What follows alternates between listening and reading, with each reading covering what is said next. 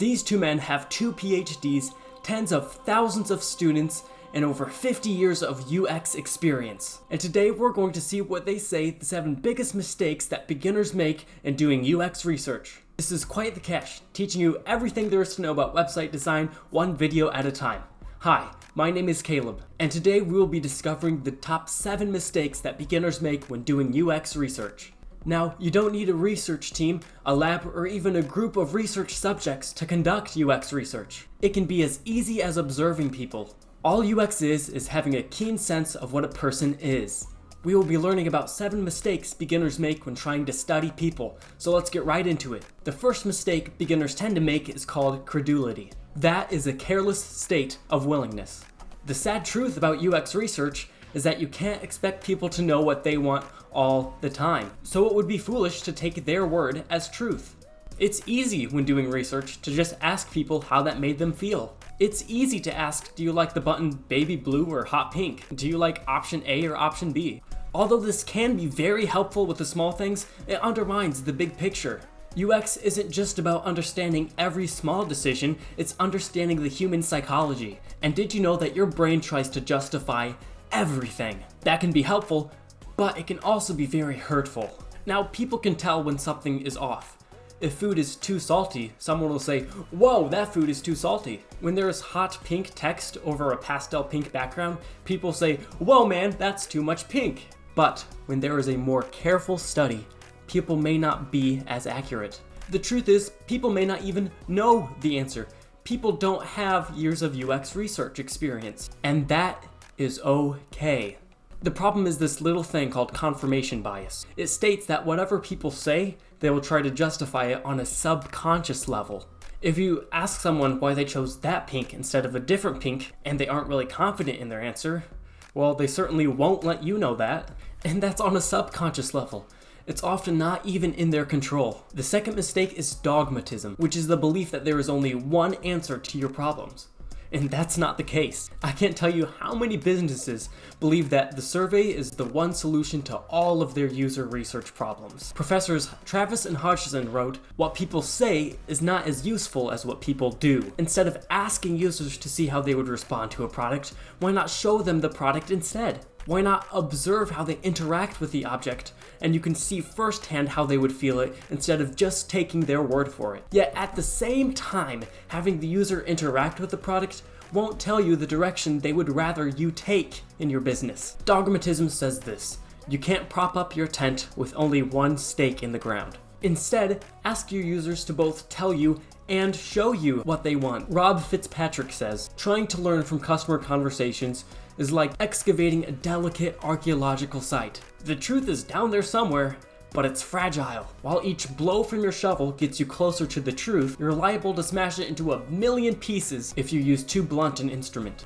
The third mistake is bias, influence that sways one's thinking. Bias can take effect in both the user and the researcher. If you ask dumb questions, you're going to hear exactly what you want to hear. But if you ask the right questions, sometimes you're going to hear something you really weren't expecting. If you ask your users why they like the newer model rather than the older one, and you give them no further instructions, they're going to tell you something like, "It's because it was better than the last model." They might say the navigation's more intuitive, or it just makes them feel happier. You asking that question is pretty much the same question as asking your dog, "Who's a good boy?" So do your best to keep a close eye on bias. But also, watch out for any reason why you might be biased. Your data is just data. The real data analyzers are the people that can look at the data and find something from it and figure out what it means. But here's something tricky. What if the data comes back and you know what it means, and it means that people don't like your product? It's not that they don't like the design, it's not like they can change one part of it, it's just that the entire idea is an idea people won't buy. Now you have 2 options. You can either restart your business model, or you can lie to yourself. Now you can lie to me. If I ask you why your business model is failing, you could tell me, "Oh, the climate's bad right now, our current economic state, people just aren't what they used to be, they aren't looking to buy the same things." That's okay, I'm fine with that. You can lie to me, just don't lie to yourself. Stay true to yourself. The fourth mistake is obscurantism. that is deliberately obscuring the full details of the research. And this is great after talking about bias. Imagine you just joined a company selling scratch and sniff stocks. You just joined a big room for the meeting, and management wants you, yes, you and you alone, to deal with the user experience research. Study how users experience and react with your product and come back in a week and let me know. And you know what's gonna happen. But your bias is that you don't want to tell management that that idea isn't going to sell. But when you act on your bias and you tell your boss, well, people are really passionate about it, well, you aren't telling them the full details. You're allowing obscurantism. Number 5 is laziness, and we're all human, we all do it. Why would you go and collect new and more relevant data that applies more to your product when there's already data out there that someone else has done on a topic that's pretty similar? Well, people change. Your product changes. You can't write off of one giant cesspool of data your entire career. George Bernard Shaw said, "The only man who behaved sensibly was my tailor. He took my measure anew every time he saw me, whilst all the rest went on with their old measurements and expected it to fit me." Number 6, vagueness and ambiguity. And yes, there's a difference. Vagueness is when you dance around the research question, you don't really have a direct answer to it. And ambiguity is when you have an answer to a research question, but it probably wasn't the same research question. A research question is what you're trying to learn from your research. It can be as easy as, do people like pink or purple more here? Or it could be as complex as saying, by what estimated degree would the conversion rate change if we changed the layout so? You see, they're both good research questions because they're both very particular, clear, and concise. So how do you prevent vagueness and ambiguity? By having a good research question.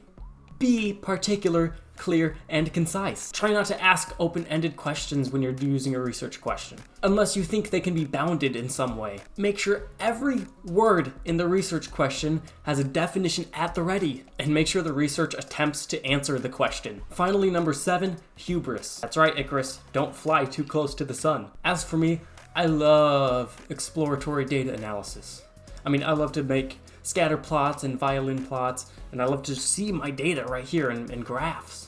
But the truth is, nobody cares.